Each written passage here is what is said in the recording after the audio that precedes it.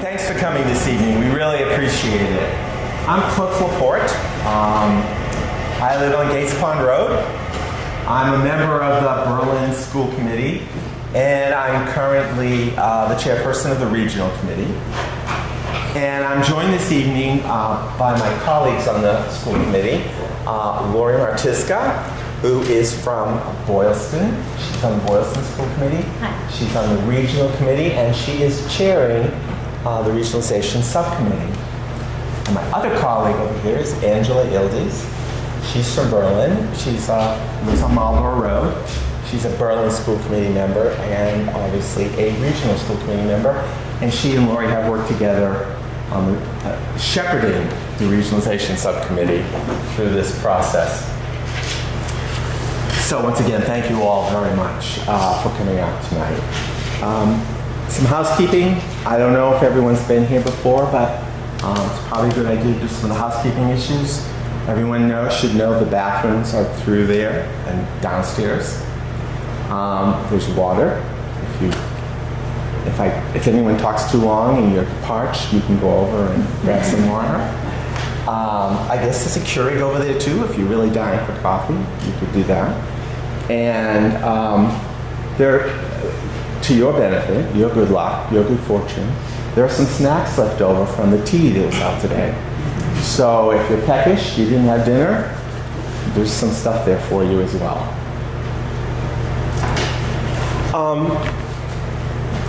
I'm going to start off, I'm only going to do a quick introduction and then I'm going to turn it over to my colleagues, Angela and Lori, who will actually go through the presentation with you. My chief responsibility would be pushing the button on the computer to move the screen forward. So if it fails, it's operator failure. Not because they didn't do a great job on the slideshow. We have learned over the course of the 3 years we've been talking about this, and maybe longer than that. I've only been on the committee 3.5 years. And from the moment I joined the committee, this was a topic. It may have been going on before that. But I know over this time, we have all learned individually through conversations with folks that there are a whole lot of people in our town who don't realize that the school system is actually 3 separate governmental agencies. There is the middle high school, Tahanto. There is Berlin Memorial with its own school committee. And there is Boylston Elementary with its own school committee. And that each of those groups have separate teacher groups, separate teacher contracts, separate benefits packages. And so what's important about that is what we really have are 3 separate agencies who are attempting to cooperate and to make the business of educating our children the best it can be. And when you have a conversation with someone who doesn't realize that, they go, wait a minute, what? You know, you've got the teachers in Berlin have different benefits than the teachers in Boylston, and they don't have the same requirements as the teachers at Tahanto, and they go, yes, that's correct. That's how it is. And people are astonished because what they think of is Tahanto Regional Middle High School, and for them, that is the name of the district, and all else flows from that. So it's probably mostly the folks who've lived here for a very, very long time who are aware of that separation. Whereas folks like myself who only lived here 15 years may not know that. I grew up in a small town in Dunstable. I raised my family in a small town, Ashby, and I now live in a small town, Berlin. And I know what it's like to be in a small town. If you've only been here 15 years, well, you really don't know. You really don't know the history. So tonight, my able colleagues are going to walk you through a presentation on our proposal, our request for the annual town meeting.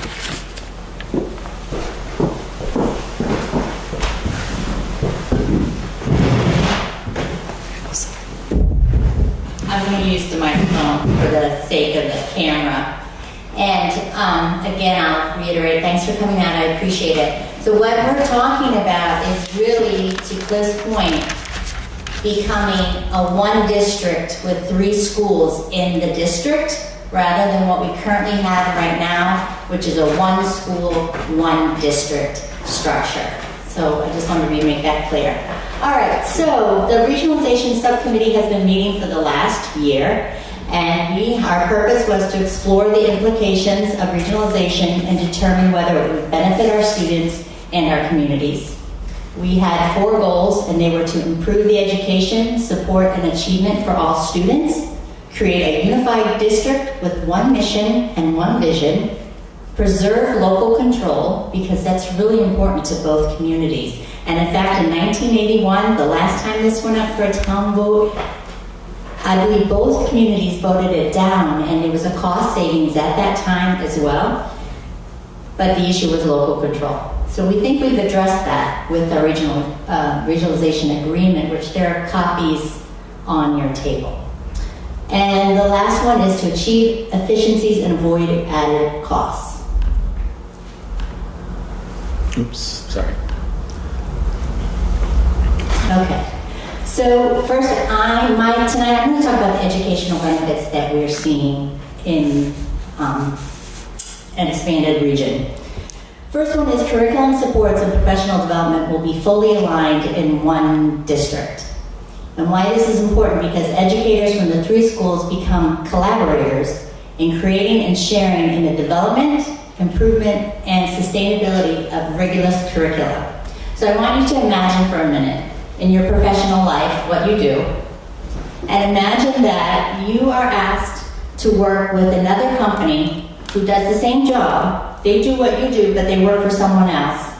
And you're going to get together and talk about goals and vision and an end product or an end process, whatever it is you do for work. That's what we're asking our teachers at BMS, BES, and Tohoto to work together like that.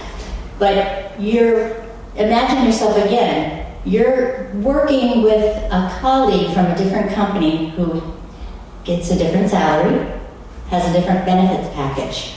So you're trying to cooperate, but this is why we say it's possible to align curriculum, because we really do try to do that between all 3 schools, but it makes it that much harder because it's not a true unity, it's not a true vision.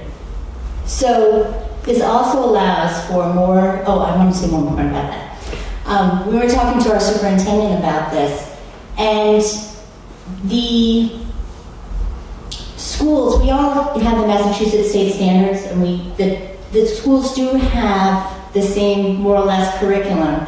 They're trying horizontally, which means grade 4, and on the 2 elementary schools, and also vertical alignment, which means kindergarten up through 12. Okay, so trying to get that all aligned. And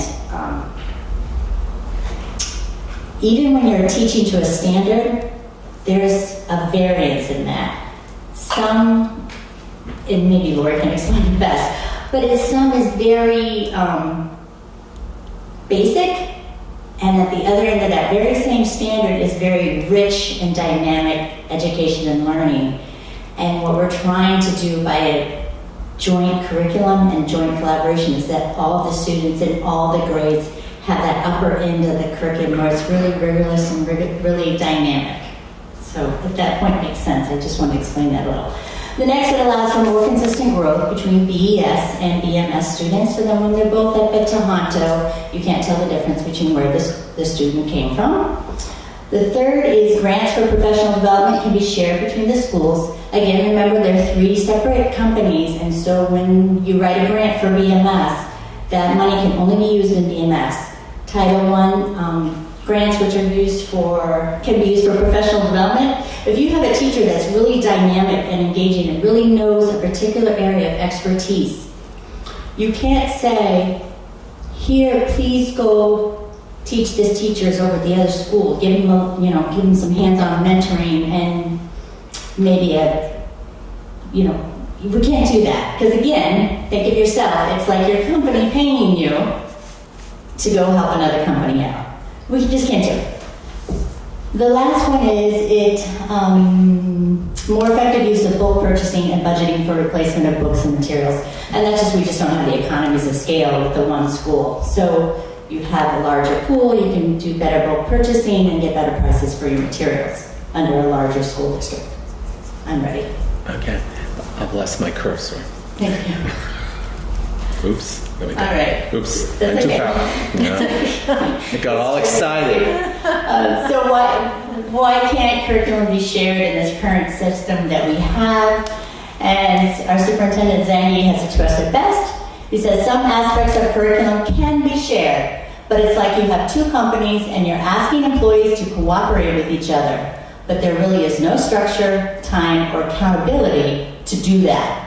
Cooperation is not the same as a shared vision and mission that being employed by one company can create. That's the kind of unity and future I am seeking for the Berlin-Boylston schools. And I'll have to add here, that's not just our current superintendent. Since I've been on the school committee the last 6 years, every superintendent, and since my children have been in school before, I have seen the same issue.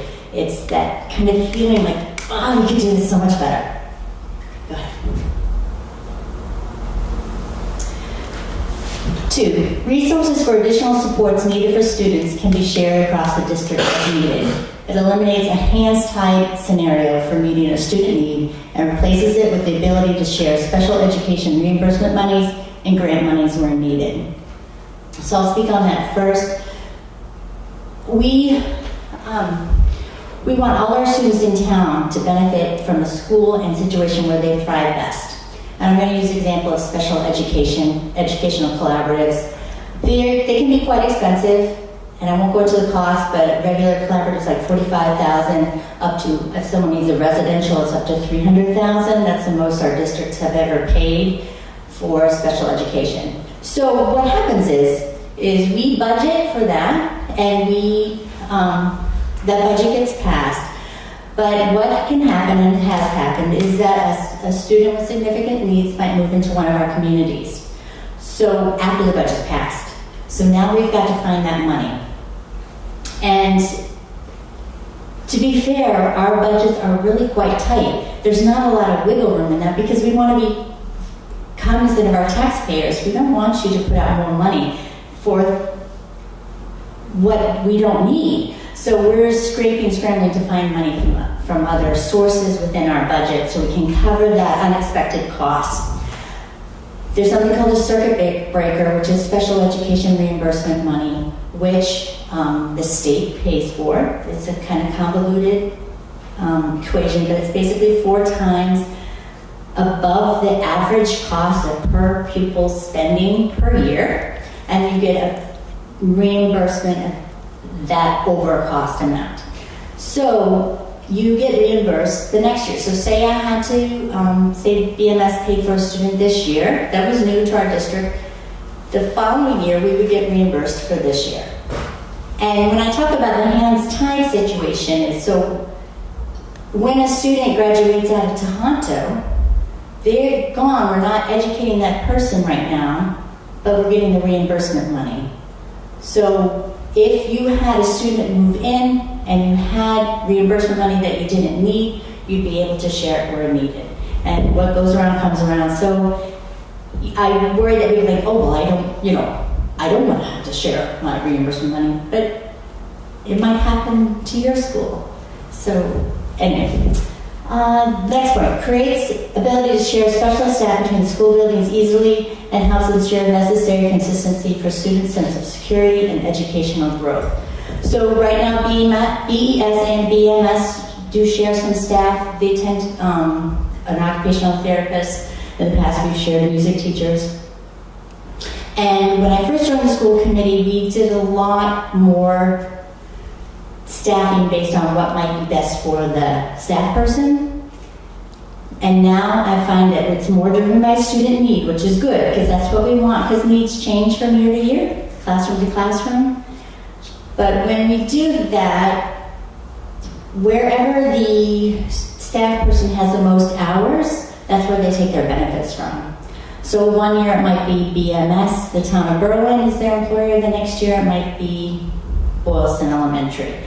So the teacher doesn't know from year to year where they're going to take their benefits, where they're going to work the most hours. At the same time, so it creates some instability for the student because we're afraid of losing those staff in that kind of situation.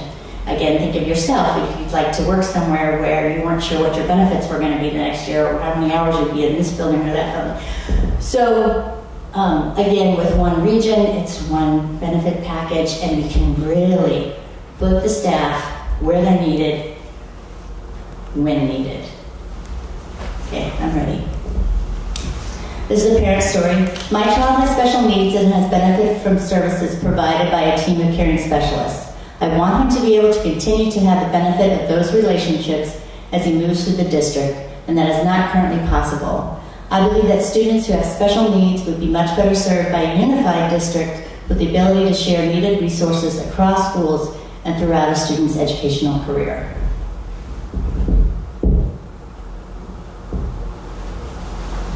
Three, the district will be more enticing to attract talented teachers and instructional leaders.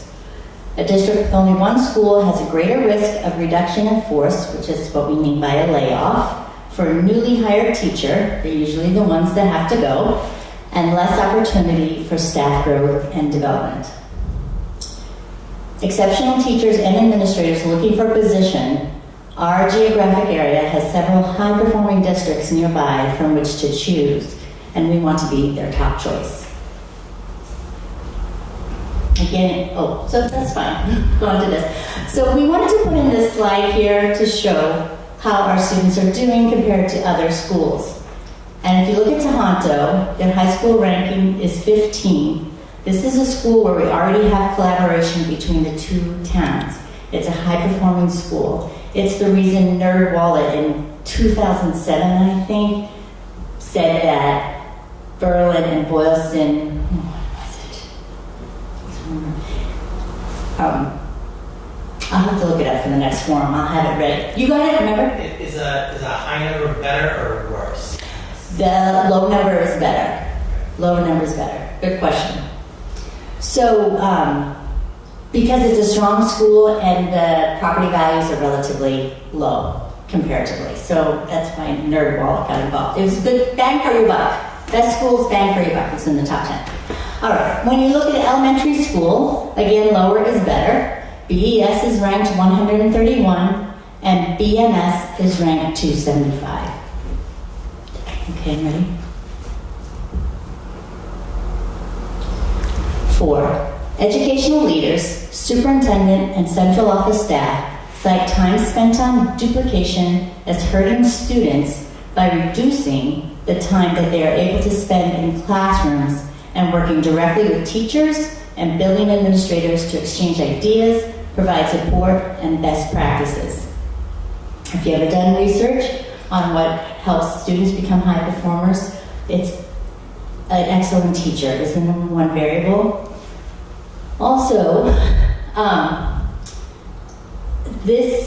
Lori provided this quote of what good teaching and learning means.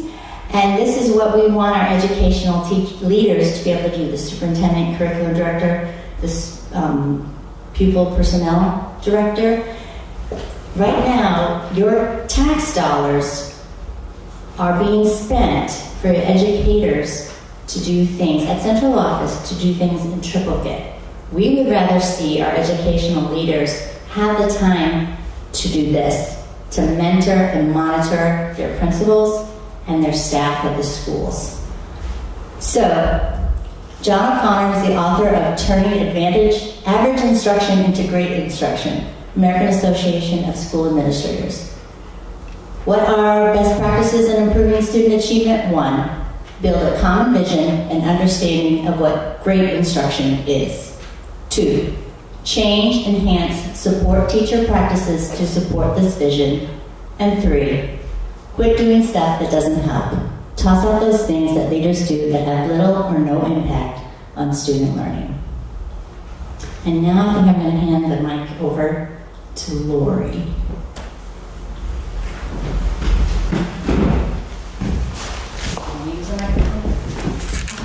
Sure. Janet, is it helpful? Yeah. Does it? Okay.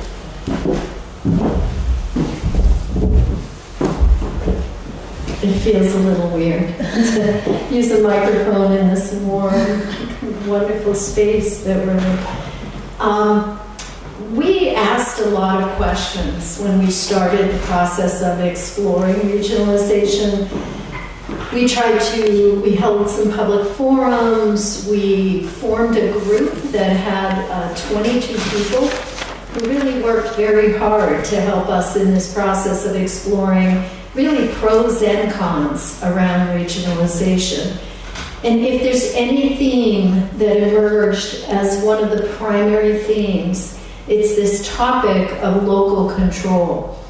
And so one of the things we did is ask people, what does that mean? What does that look like? What's important to you about local control? And the kinds of things we heard is, first and foremost, please assure me that I'm going to still have an elementary school in my community. That was incredibly important clearly to both communities. The second thing is they wanted to be sure that they could fund the school at the level they chose as a community.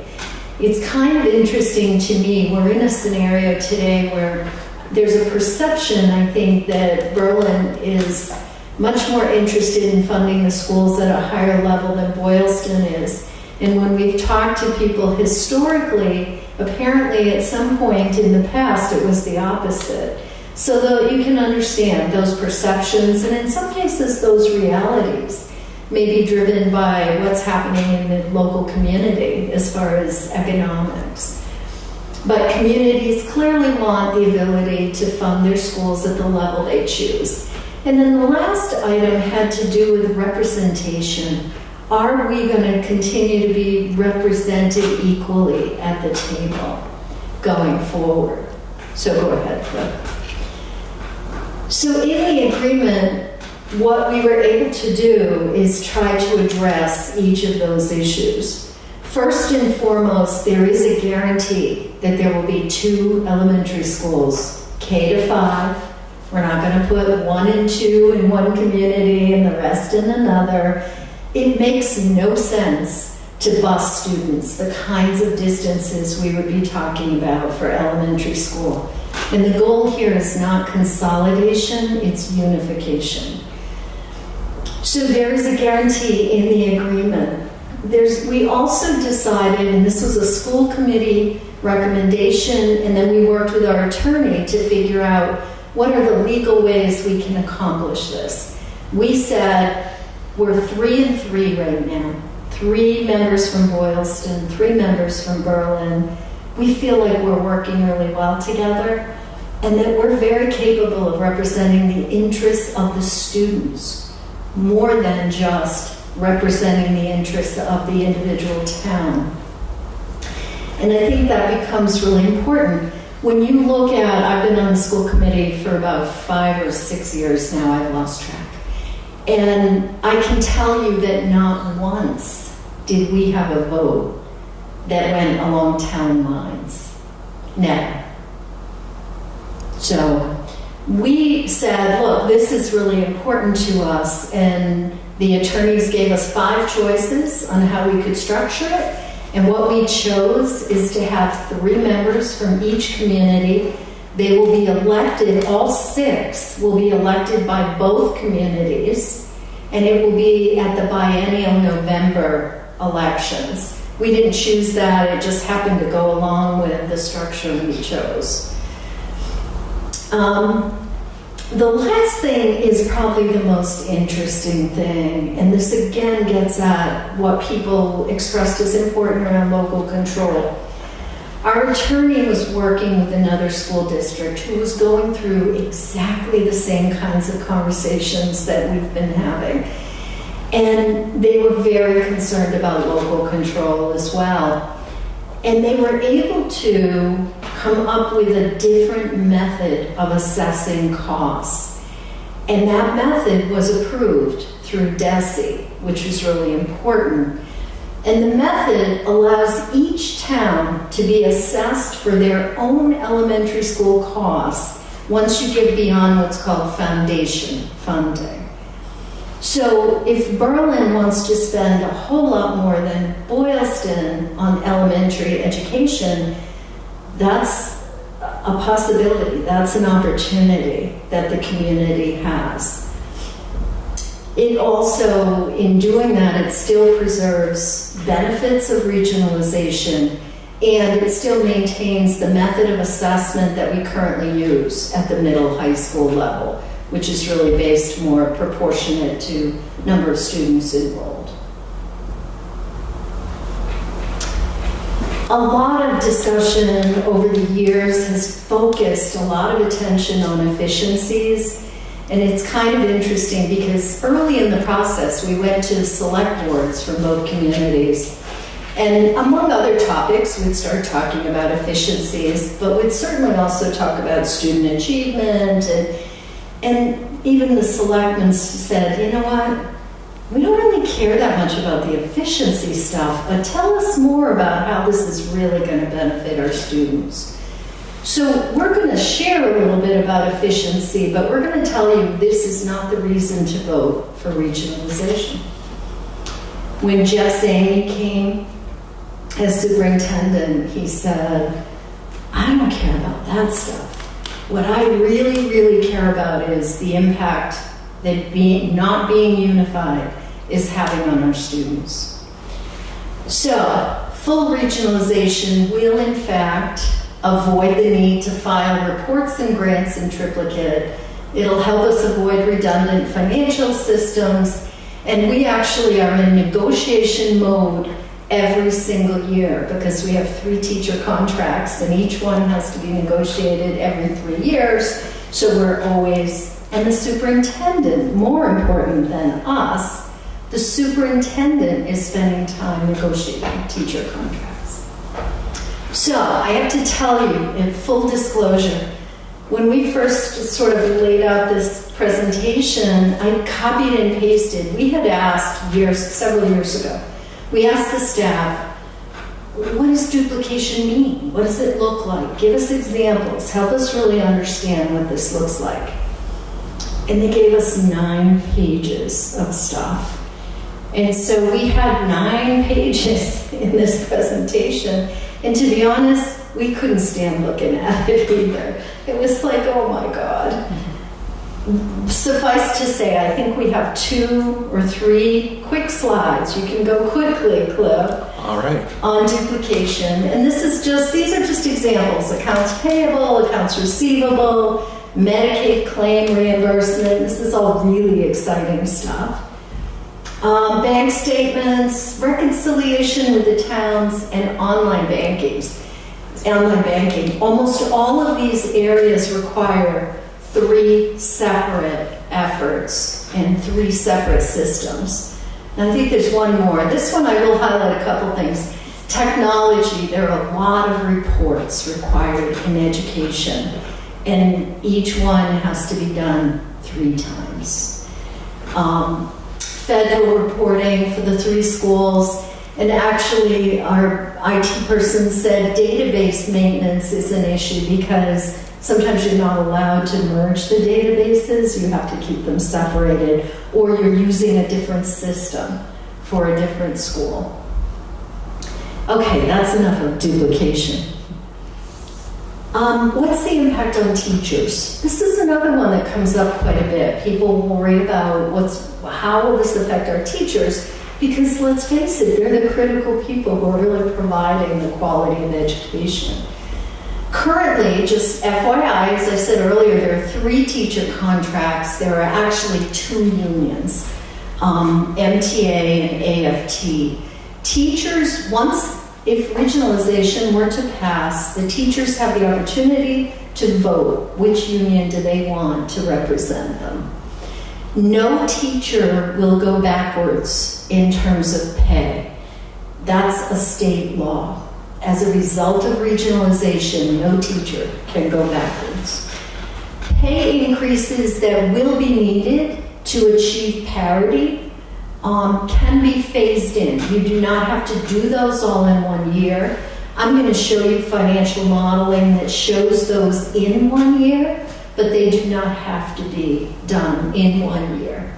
And then the new regional contract will be negotiated at that point.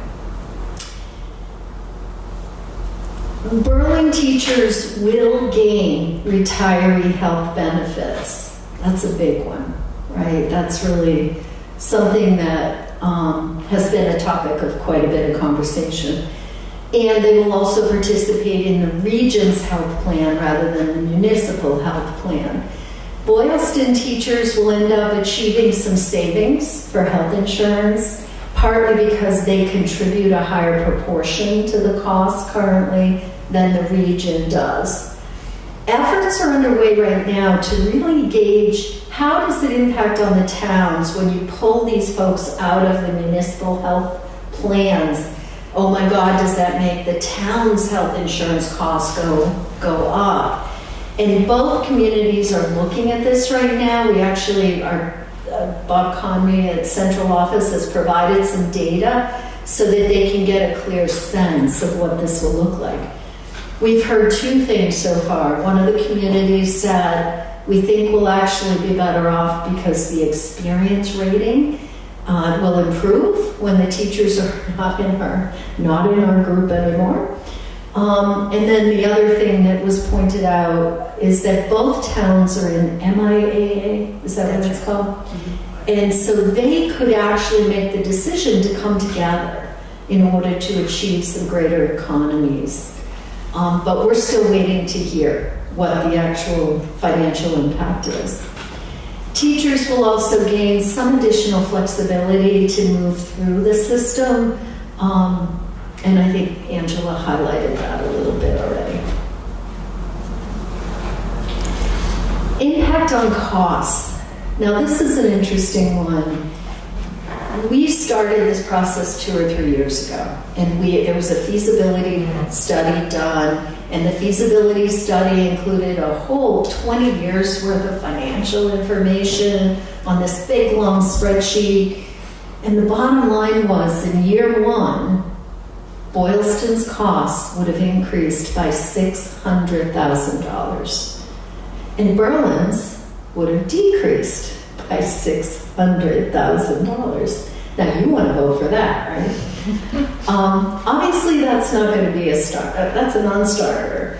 And so that was one of the things that we were looking at and saying, how do you come together in a regional system and not have one community get hurt or the other community benefit to an extent that may not be needed? So the net impact, and what Bob Conry has done, this is modeling. So what he did is take 2018, the budget, and say, if we were regionalized under the new assessment method that we're talking about, what would it look like? Boylston's costs go up by $33,000. That's a lot better than $600,000, isn't it? Berlin goes down by $13,900. And then, so therefore, the net difference to the region is $19,000, which is on the scope of the size of the district, that's a pretty negligible change.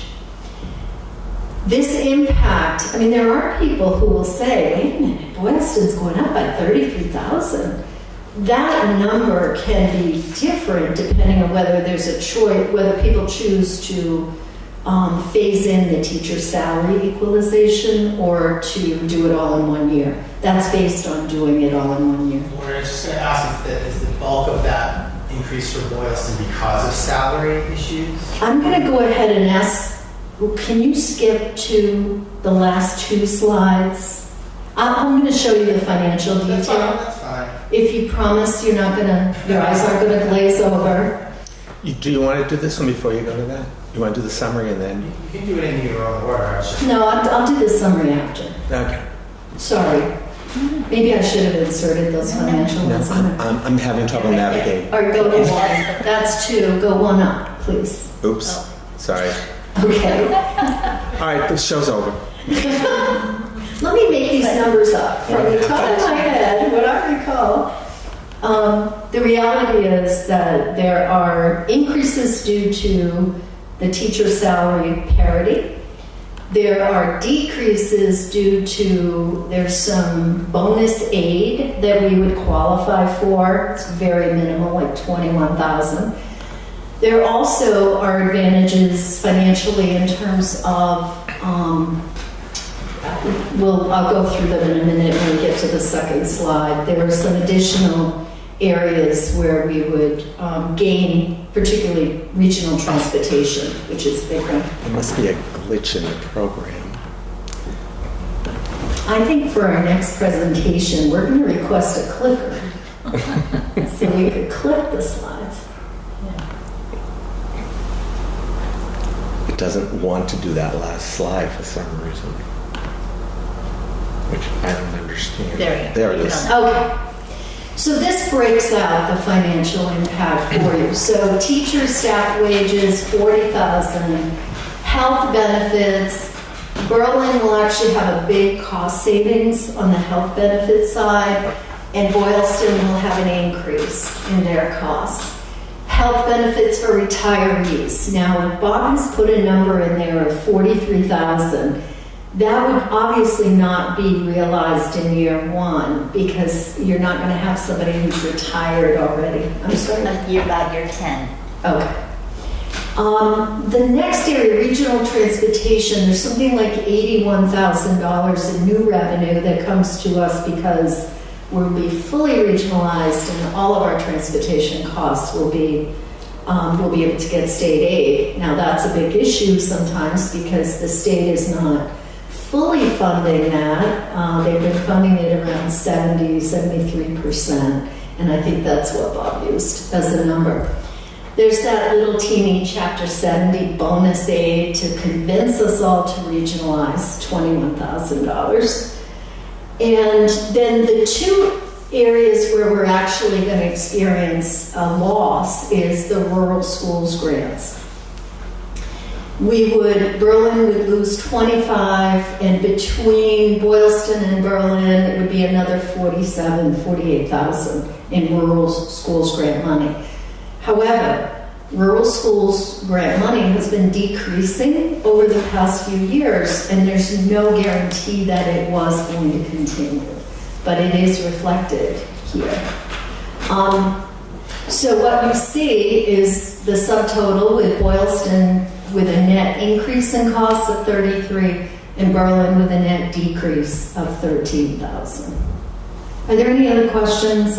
Thank God. Okay. No, I'm kidding. I'm happy to answer financial questions, and I'll tell you if I can't and don't know the answer. Can you explain why the rural schools grant money is decreasing? I don't know why it's decreasing in general. I can tell you why it won't apply for a regional school. For some reason, Boylston is not rural enough. We're too close to the highway or too close to city. There was some element where Boylston kicks it out. So that's the reason. So that affects BMS, then that would affect BMS because under the regional. It would under the regionalization, right? If I could say something? Of course. There is a belief that BMS would lose the rural schools grant if the CAPES at Berlin gets built. Right.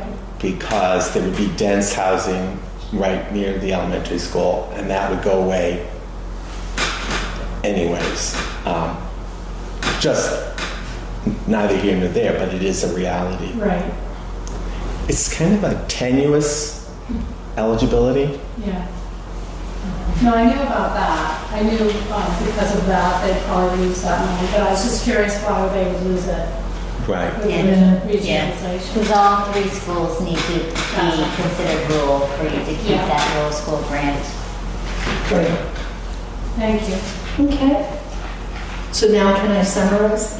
Do you want to do slide one or you want to go back to summary? You tell me. No, just go to summary. Okay, let's see if I can Yeah, navigate. finish. Whoa. You did it. Oh my Yay. goodness. So in summary, what we found is that full regionalization is supported by many parents, teachers. The principals are unified completely in being in favor of this. The superintendent and the school committees We think that barriers that were insurmountable in the past, that we have been able to overcome them in terms of some of the structure, in terms of really trying to address the issues head on. And we do believe that now is the time to unite our schools in a common mission and vision to provide the best possible education for our students. We have a new superintendent, and truthfully, we're wildly excited about him.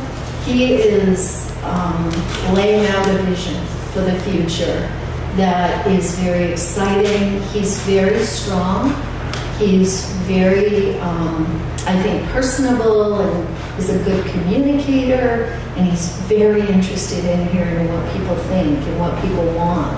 And he's been going out and doing a lot of listening, which I give him a lot of credit for. But I embrace his vision, which is that we are a unified district so that he can implement a lot of the educational gains that he'd like to see in schools.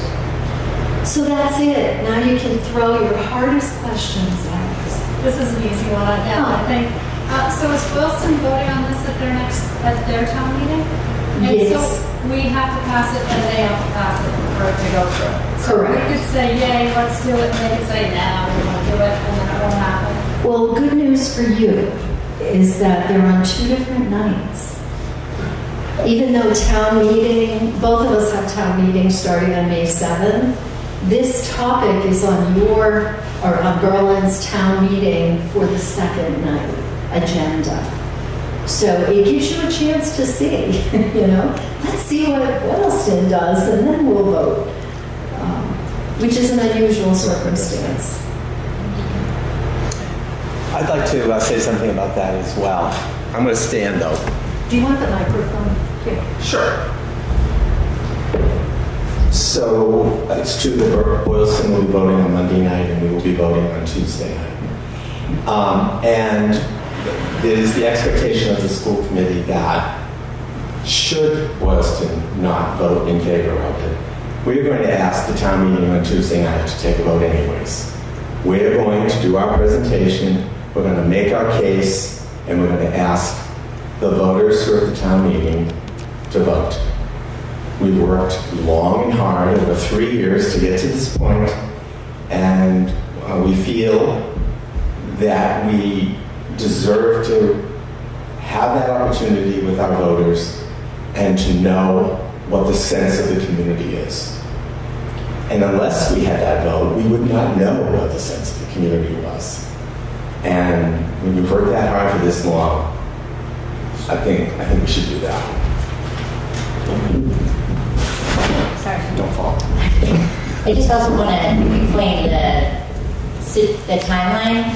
So should both Boylston and Berlin pass this regional agreement, which is an amendment to our current regional agreement for the 6 to 12 graders, excuse me. What happens then is that the commissioner, the Department of Education and Secondary Education, he needs to approve this as well.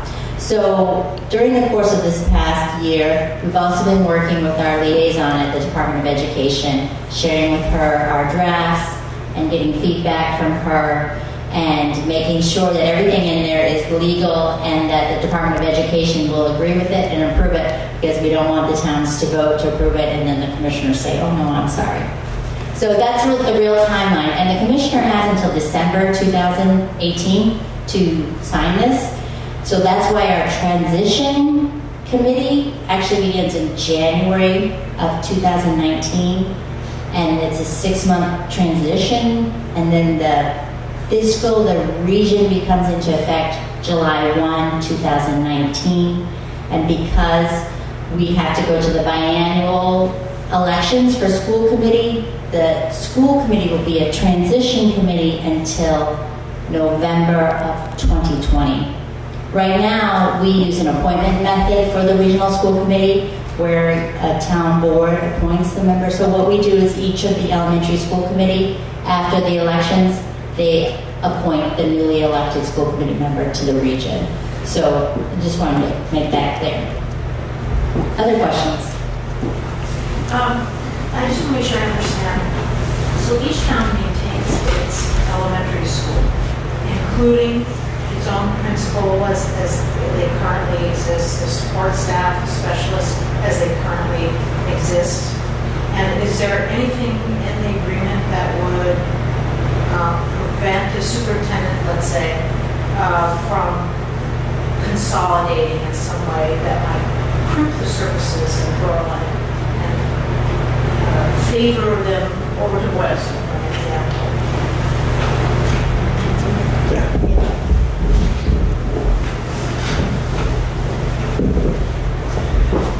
So, the school committee's responsibilities are hiring the superintendent, developing an annual budget, and developing policy. And although that's much less power than school committees had 20 years ago, it is a powerful thing.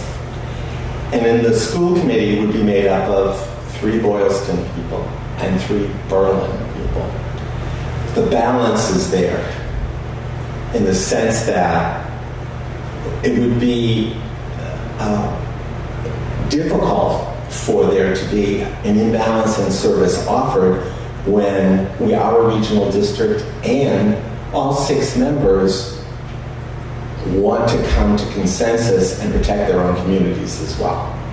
So, I couldn't say for certain that someone like the superintendent might not come to us with a proposal, but then we would hash it out as part of policy, budget, and so on like that. Did that answer your question? I think the one caveat, not about changing the balance of power, but one of the advantages of regionalization is the ability to share resources across the schools. So it's possible, not thinking about the principle, but it's possible that the way specialty services are delivered could be reconfigured in some way, but there's no specific plan for that. I'll give you one example of an opportunity that could be available to Berlin that might not be right now. The Boylston is looking to develop a severe special needs program.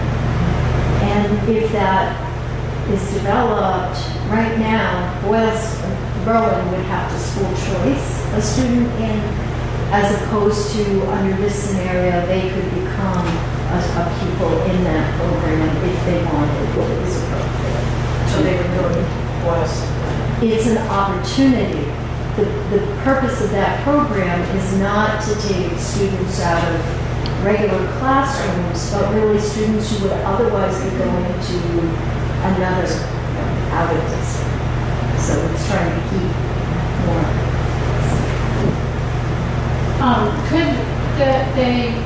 Would Boylston and Berlin elementary schools do school choice if this happened? Would there be a school choice option, or has that been talked about? Or? Yes, and that's in the agreement.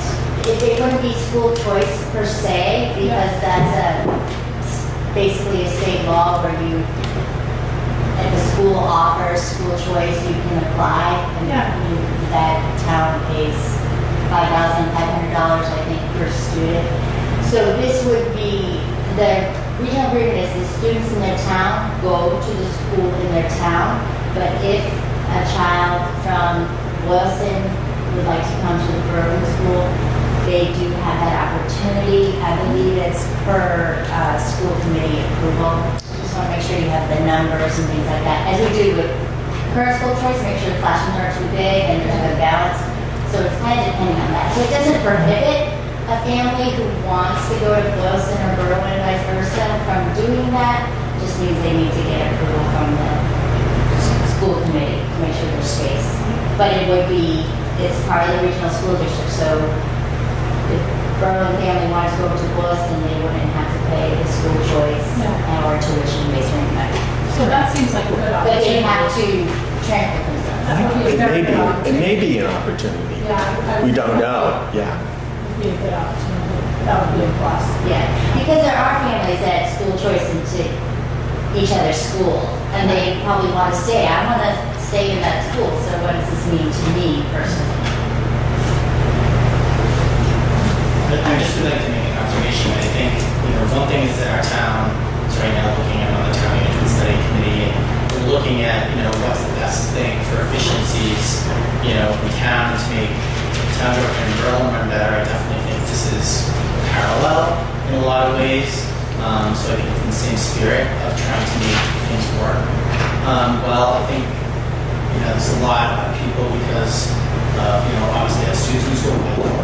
But, I think, it's important that residents think about it from, this is what adds value to our homes. This is what helps our communities be vibrant, is to have a good school system.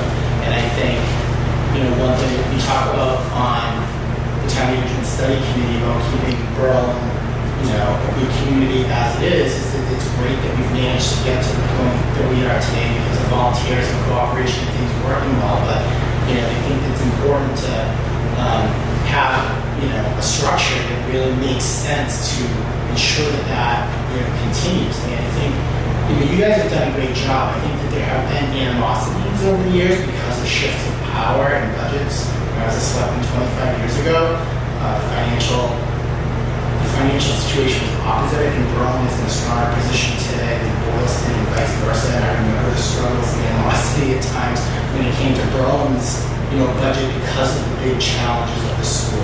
And I think you're right. You've talked about how fortunes can change over time. When we have a huge development planned in town, the numbers can skew and things can shift.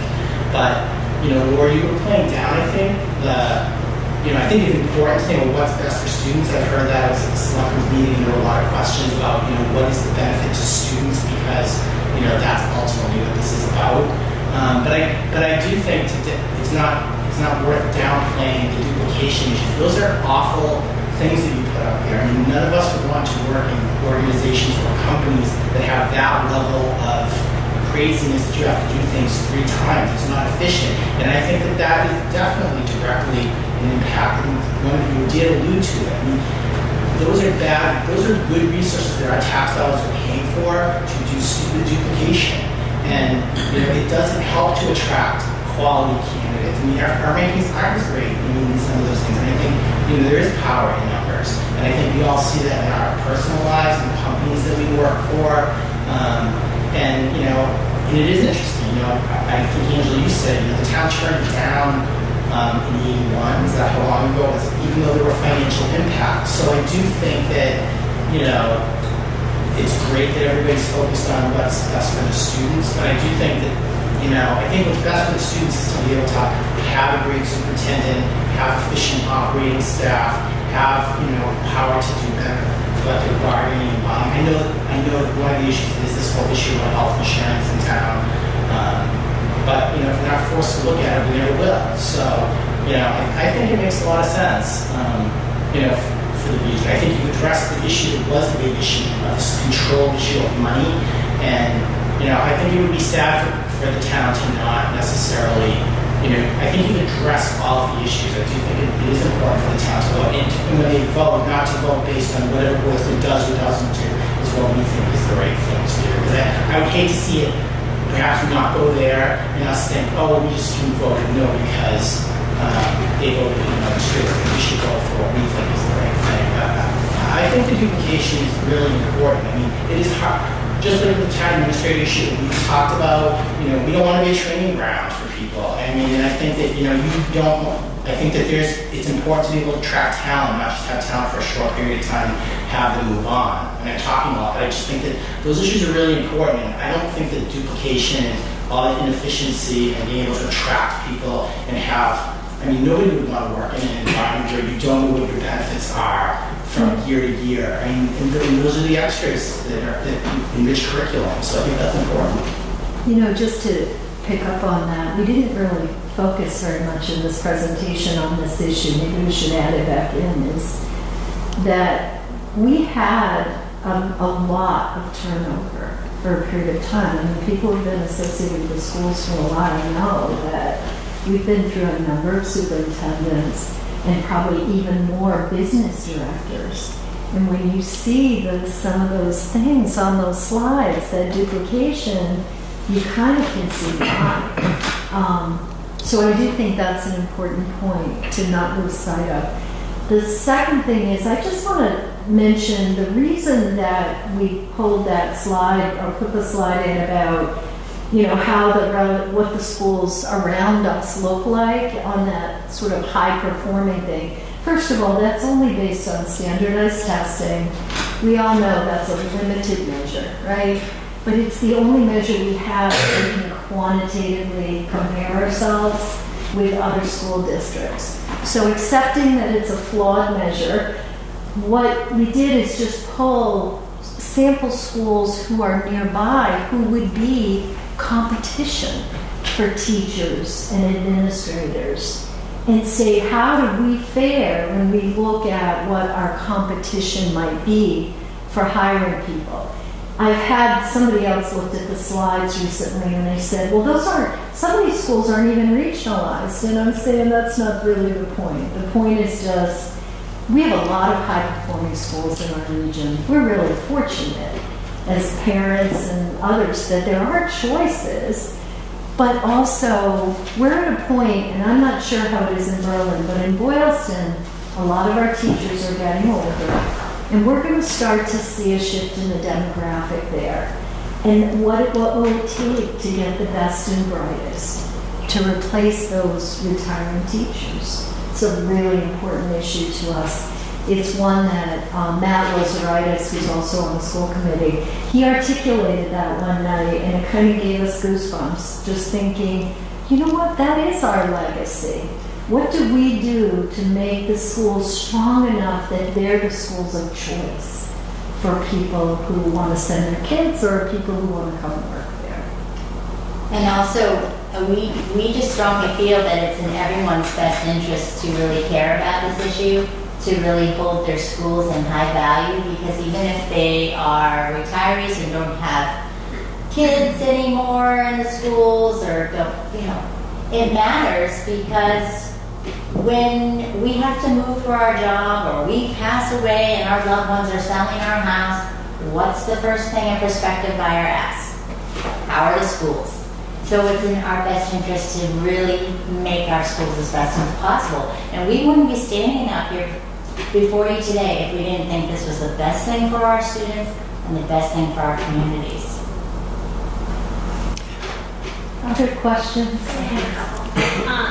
You said that they would share resources. Are they going to share physical resources? And what I mean by that is technology per se. I do know that in Memorial, every child has access to either an iPad or a Chromebook, and I do not know what I was told is that does not happen at Boylston. So are they going to take, now all of these iPads and Chromebooks belong to the regional school district and they're going to take some out and send them to a different school?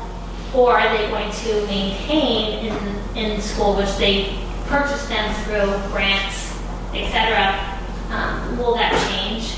Will they take physical resources and separate it? I cannot envision a scenario where they're going to redistribute physical resources such that Berlin is adversely affected. That's nobody's goal. Nobody wants to see one school go down so the other one can go up. I think where it probably would have the best impact is around grants for technology, where now you can seek grant funding and you can deploy that technology where it's most needed, as opposed to saying, let's take more from here and move it over there. Well, aside from that, if you got, let's say, a grant from the whole school district, but Berlin has iPads and Chromebooks, would you then not give them any of the grant money and put all of the grant money into, let's say, BES to get them up to date? However, now Berlin has all old equipment. Boylston has new equipment. I just want to see, is your cost sharing going to be per student all the time, or is it going to be, we need more over here, so this grant's all going to go there? When you look at technology too, how that funding comes into both of the elementary schools it's not always just through the budget per se. There are resources in Boylston, the parent group raises money and they deploy technology through that means. I think the thing is that Berlin would maintain the ability, as part of that local control, you're going to work with the principal and he's going to put together a budget with the school committee, right? The needs of your school will be taken into account around what does that budget look like. So if, for example, technology is the priority need, the superintendent's actually trying to move more of those resources into the budgets for the schools because he thinks it's a rocky road to have to depend on what parents can raise in order to improve the technology in our schools. So he's more of a fan of saying, this is budgetary, this needs to go into the budgets.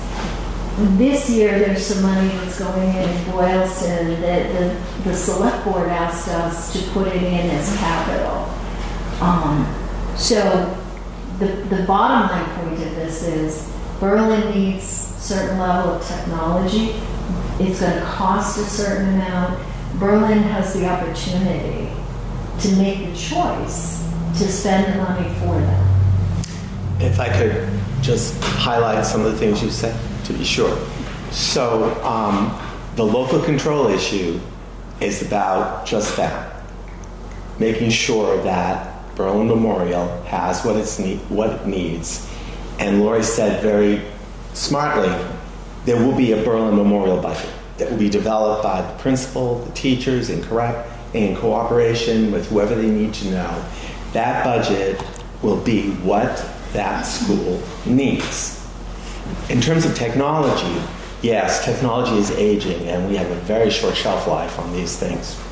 And so this is a little off topic, but good to know. We're putting together, I'm not putting together, the central office is putting together a strategic plan for technology. We want to stop going from the lurch from here to lurch to there, get some here, get some there, plugging holes. A comprehensive technology purchase, replacement, and maintenance plan is going to be put together so that every year we will put in the budget, whether it's Berlin Memorial or Tohoto or Boylston, this is what's needed for technology. So there's a lot of things that are going on that are not related to regionalization specifically, but that are being done to make the budgeting process rational, planned, thought out. And those are simultaneous. It's not like, oh, this year we're going to do Tohoto, next year we're going to do Boylston, next year Berlin. It's a plan that's a continuous improvement plan and a replacement plan. We could do a whole night on like all the reforms that we're going to be putting into place to move the budget more smoothly and to be smart and to develop curriculum, but that's another topic, that we can't cover tonight. And then again, it goes into your bulk purchasing.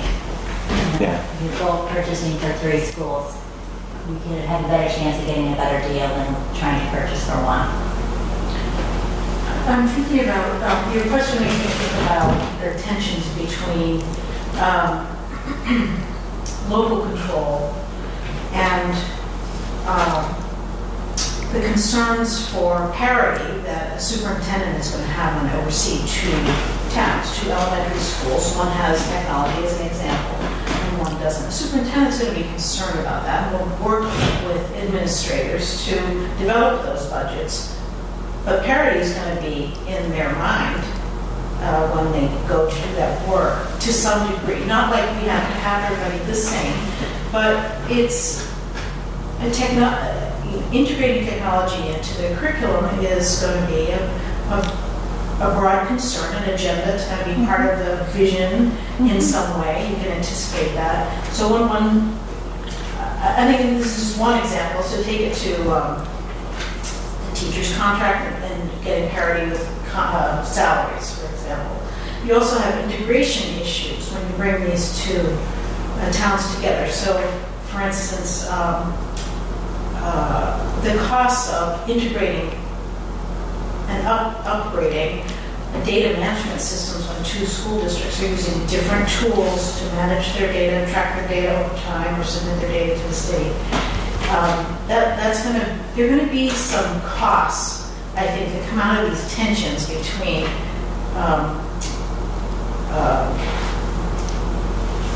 local control and bringing these two into a regional system. And I'm just wondering if you've thought about or delineated in any way what kinds of costs might be coming that we might anticipate might be coming on the horizon as a result of bringing these two systems together. I see that you've worked really hard and thought a lot about the local control piece, and I appreciate that. But I do think there's going to be some tension from the leadership perspective when they work across these two districts, two schools. I think the desire for parity is more, I mean, there's the need to be fair around teacher salaries. So for example, you know, the elementary schools will have to be on some kind of the same scale. All the teachers have to be actually, but the parity issue, when I think about what is it that you're trying to equalize, it isn't, in my mind, and I'm just giving you my opinion on this, it's more about the experience that students have and the education that they get. It's about achieving that sort of sense of common mission, vision, ability to influence what the outcomes are going to be. So that, like Angela said it, when students leave the two elementary schools and go into the middle high school, you can't tell which school they came from because they've had the same curriculum, maybe taught the same way. It's, But if you go to technology as an example, or the currency of curriculum materials, for example, yeah, books even are an issue. Right. They're an And so issue you probably would- in both communities. that impacts instruction. It impacts professional development that teachers need in order to work with those tools effectively. And- So if there are discrepancies between the two towns, I expect there to be some kind of cost, not just financial, but time, coming down the pike here that would be, in my view, good to just surface. Yeah, I think you're right in terms of when I think about curriculum and I think about books and materials that support curriculum. One of the first things I think Jeff has asked the staff about are curriculum materials. How old are they? And he was pretty horrified that some of our books in both of our schools and at the middle high school are pretty old. So he's looking, regardless of whether we regionalize or not, he's looking at a plan for replacement. And we've already we voted to put the first piece of that in this year's budget that we're bringing to town floor because that's a crucial issue.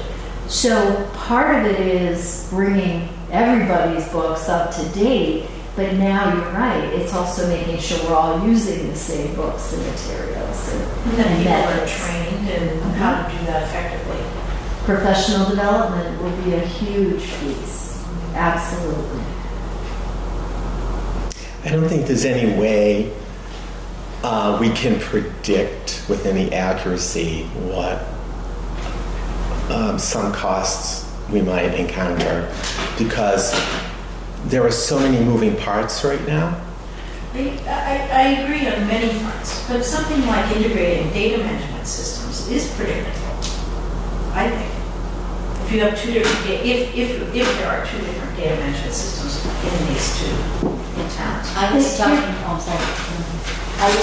to the assistant to the business director the other day, and I'm not sure if this is part of your point you're making, but you know, obviously she has to do everything in triplicate. So of course she works there. She's a big fan of regionalization.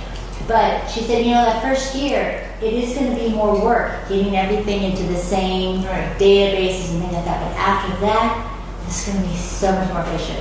And that's part of what the bonus aid that the state gives us is regarding, because the state doesn't want to read 3 reports any more than we like writing them.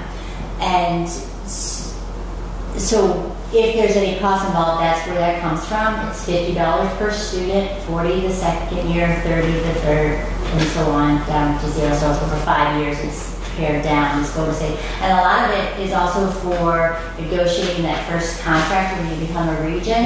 That's primarily what that bonus aid is for. We're pretty lucky because our attorney's on a retainer, so we'll have no increased attorney's fees when we negotiate that contract. It'll just be a contract that we negotiate and won't have to do again for 3 years. Yeah, the committee has a great contract with our attorney. We have a great attorney, actually, I have to tell you. I think our towns are very fortunate. Yeah. I think you're raising very valid, good I didn't raise issues. it as any kind of negative, right? Well, no, just things So the to work keep that you've done in the direction that you're recommending, I'm just trying to look to the horizon a little bit to Sure. anticipate some of the costs that I'm sure will come forward in merging. I'm in a situation right now where I'm in an organization that's actually merging with another organization. And it's I laugh to myself sometimes because I think it's the same thing. This regionalization effort. Cultures, bringing diverse cultures together, people who are used to doing things a certain way. Those are legitimate Yes. things that will not be easy. So I don't think anybody should say, oh, regionalization will be simple, it won't cost anything, it's perfect. There are challenges along the way that, you know, in the long run, you end up with something that's beautiful. Any more questions? Laura? One small question. So you guys talk about like K through 5. What are they doing about preschool? I mean, is preschool going to be merged into one classroom? I know Boylston's in Tohoto and Berlin's is at Berlin Memorial. Will it be combined? Because you might get some pushback from parents in the town if you're going to be moving the kids. But I'm just saying, all of your stuff says K through 5th grade, and so that might be questions that come up. I think the agreement is actually pre-K to 12, but when we talk about the school having a K to 5, we just made that stipulation because BMS right now has a preschool and Boylston doesn't have a preschool in their building. And so that's why that particular section, so we didn't want to say that Boylston has to have pre-K when they currently don't. I'm just saying, you might get those questions. Yeah. Because I know that a lot Good of question. people are very happy that there's a preschool in Berlin and that they don't have to. It's the only one right now, right? The one at BMS? There's, Yeah. It's the one. right. Yeah, no, I don't think that's a concern, but that's a great point. Right, just in case it comes up.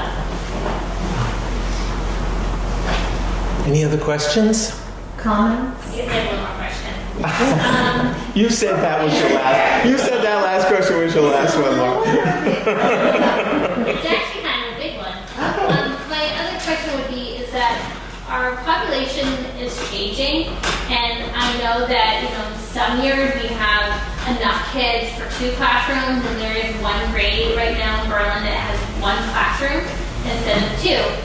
Every year they have to switch all around. So now this teacher is not teaching 3rd grade anymore, she's teaching 2nd grade, and that teacher used to teach 1st grade, and now she doesn't, and they have to change every year. Do you foresee, will this regionalization allow teachers to be switched from school to school? Like, oh, we no longer need this 3rd grade teacher. You don't get rid of the 3rd grade teacher because you don't need her for 1 year. Is that regionalization going to allow the fluctuations? Or are we going to have to just go to 2 classrooms for every grade and Yeah. So I'm not we doing that. feel your pain, because Boylston's been going through this too. You guess, you predict that there's going to be this many new kids coming in, and all of a sudden, we had to add a teacher midstream, Latin for several years actually. So we're going through that same thing too with Boylston. I think the thing is that I don't anticipate that either school is going to be in a position where you're going to keep an extra teacher on just in case. What I see is an opportunity with regionalization is if you've got 2 third grade teachers and for 1 year you only need 1, but hey, the other school could use that extra teacher, they now have an easy way to make that shift. They have an opportunity more than So you can retain the talent. that's what I was saying, like, Right. why Yes. get rid of somebody for 1 year when we know that the second grade class needs 2 third grade teachers? Exactly. So the contract is with the district, is that correct? In the future. Contract? You mean presently? No, after regionalization. there's one regional There'll be teacher. one regional teacher's contract. One They'll all be So hired if by- somebody's hired, if somebody's working in Berlin, they can be moved in the subsequent year to Boylston. Is that right?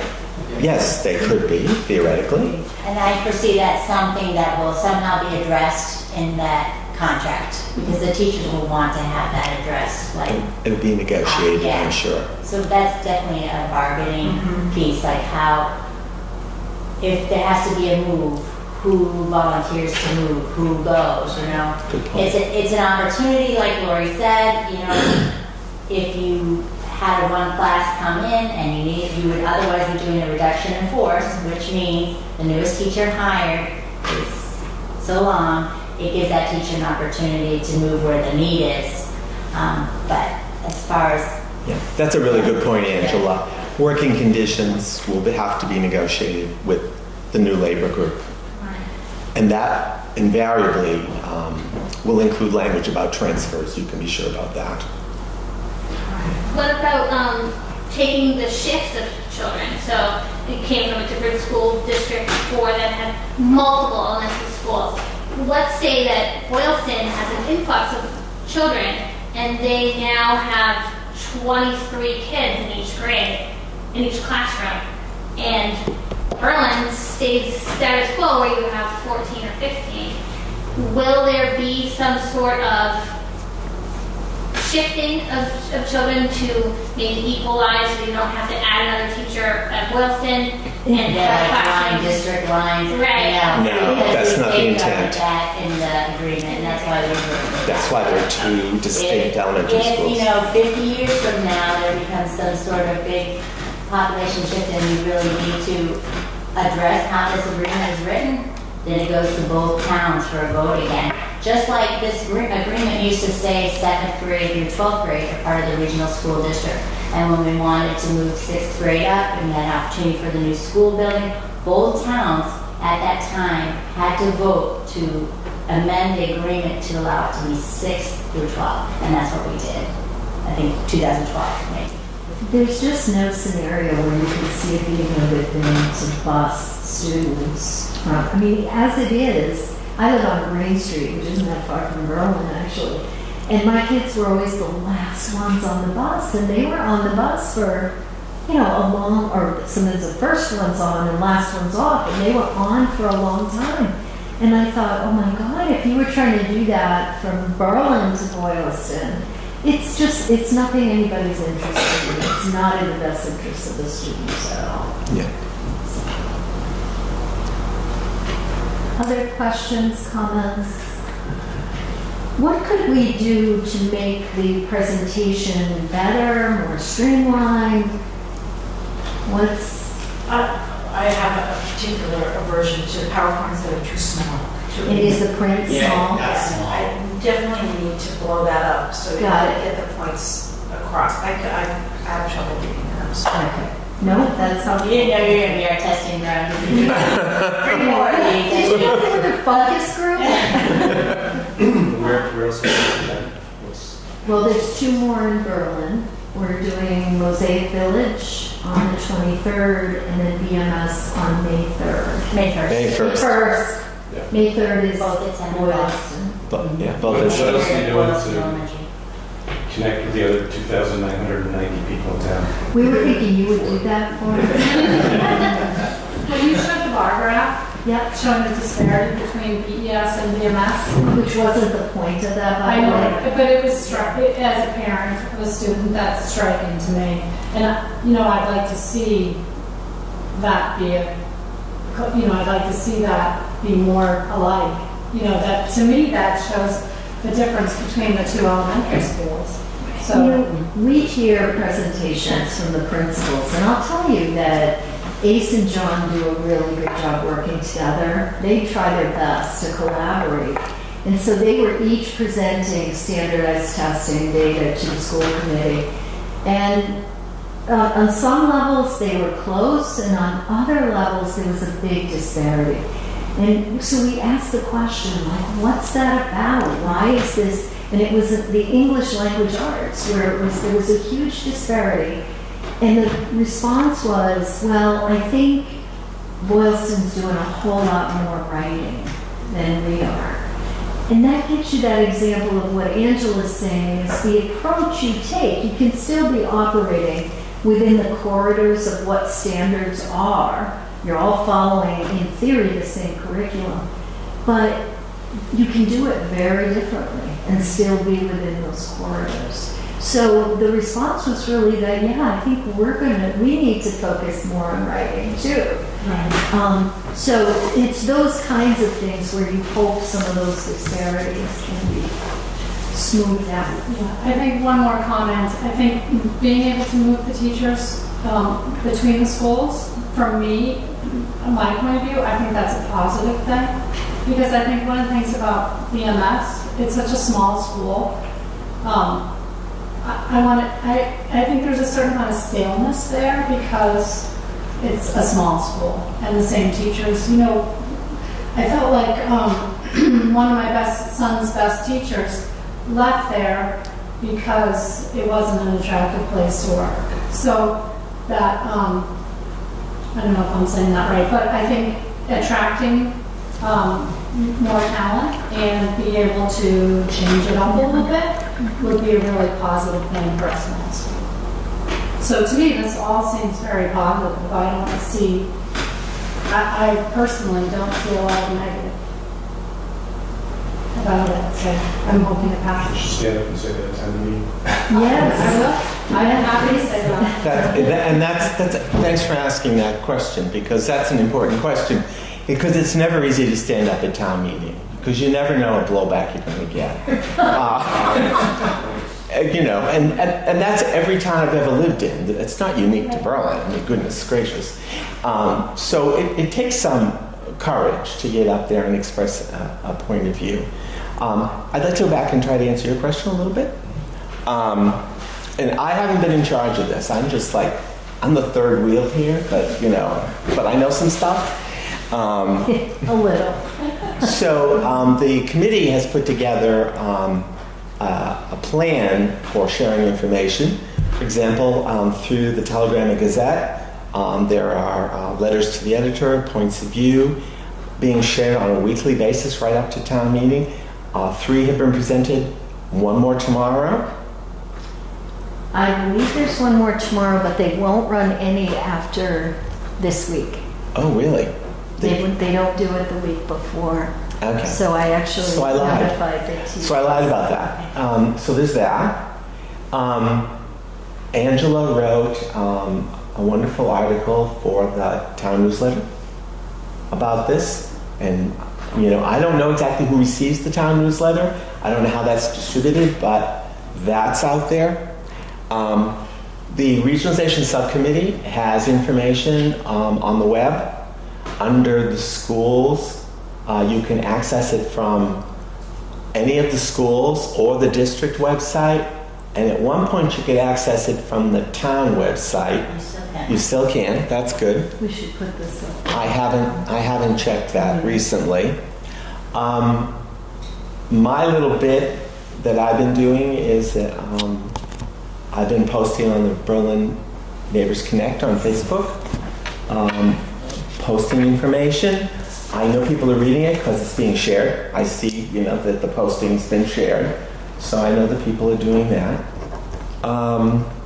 They have also met with people and groups to talk about this, not in this way, but they've been listening and talking with people.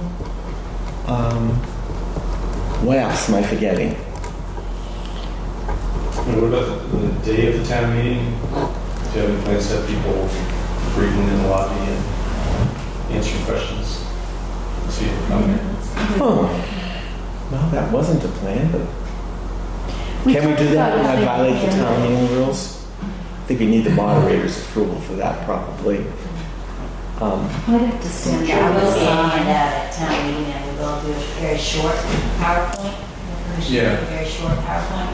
People kind of trickle in and you can get an opportunity to just help them do and answer questions for them as they're coming in. Yeah, you need to serve people to do it.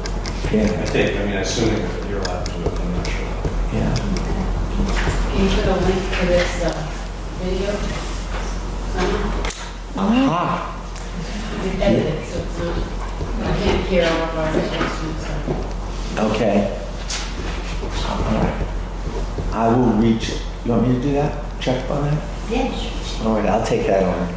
I'll find out. People might watch it, they could make it too long. Good point. Good point. Yeah. I'm sure she did a great job. Because Janet, where these are posted, where these videos? Question for you. I know they're on school committee or on the town website, but a direct link might be good. Yeah, right. It would be in your town. Right. Because this deals with Berlin. Right. They're a little difficult to find.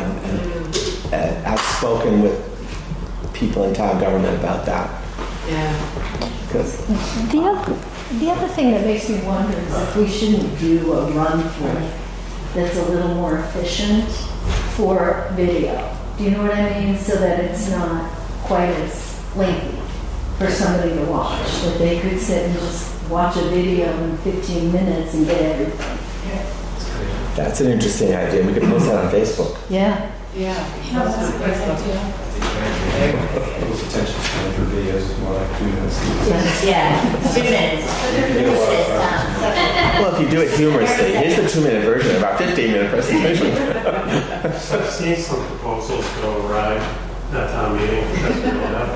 Often, sometimes the details, someone grabs a rope and just ties you up and kills what you're trying to do.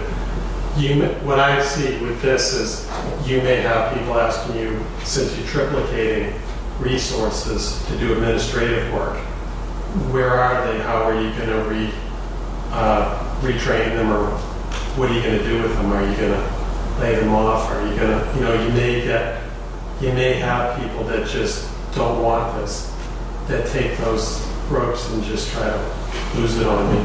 So my thing that I would say is you should try to have your own moderator for your group that tries to pull it back, make sure you keep it back on track. Great Because suggestion. I've seen some really good things go. Yeah, as have we all. And those are the little, some people are way sharper than I am about those details, and if you come up weak, they may try to sink you.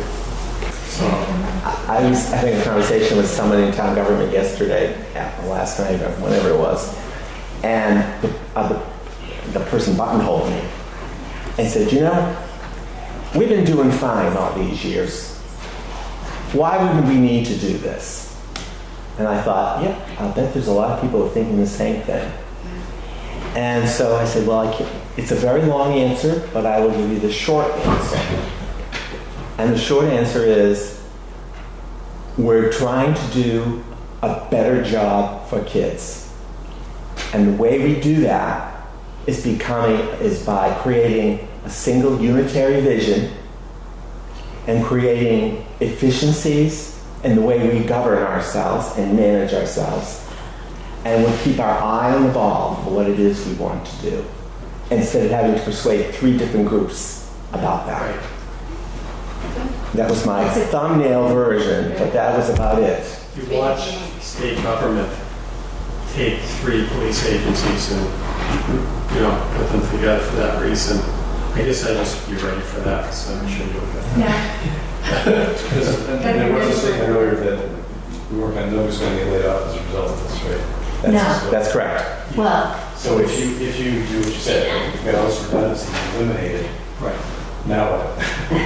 Yeah. You still have those people going to sit around and do nothing. Right? So you have to have an answer to that. Right. Yeah. And they're going to do whatever you want I with think, their extra time. right, I think that's the piece, and that's come up over the course of time that we've been talking with people. I think the biggest thing is really about looking at how people are spending their time and is what they're doing contributing to student achievement. So an example is the technology person who's spending all that time with all those different databases. He could be doing things that are more connected to the curriculum and to driving technology through the district, but he's got to spend all this other time doing this other stuff. For the superintendent, it's a really clear picture. He wants to spend his time driving student achievement, and that means he's got to be in the classroom, he's got to be working with teachers, he's got to be working with building leaders or principals. And anything that distracts from that is, we should be looking to eliminate it. but to your point, like right now at central office, we have a person who does human resources and then payroll. And so she prepares the payroll for the BMS teachers, the BES teachers. And then, so take BMS for example, she gives that payroll to our town accountant who has an assistant and she processes it all. So that is going to be taken off the plate of the town accountant. She will have less work and that will be brought up at town meeting for sure. She's got an assistant, our treasurer has an assistant, what's going to happen to that? And then my response to that is, this is about the students, it's not about the adults. And also we're talking about the town administrative position and that they will probably need an assistant. To me, that just goes, well, if we free up some time for our current assistant in the town office, we can provide that to a town administrator. So it all balances out in my mind, that's definitely going to be brought up for sure. You can answer that. Yeah, she can.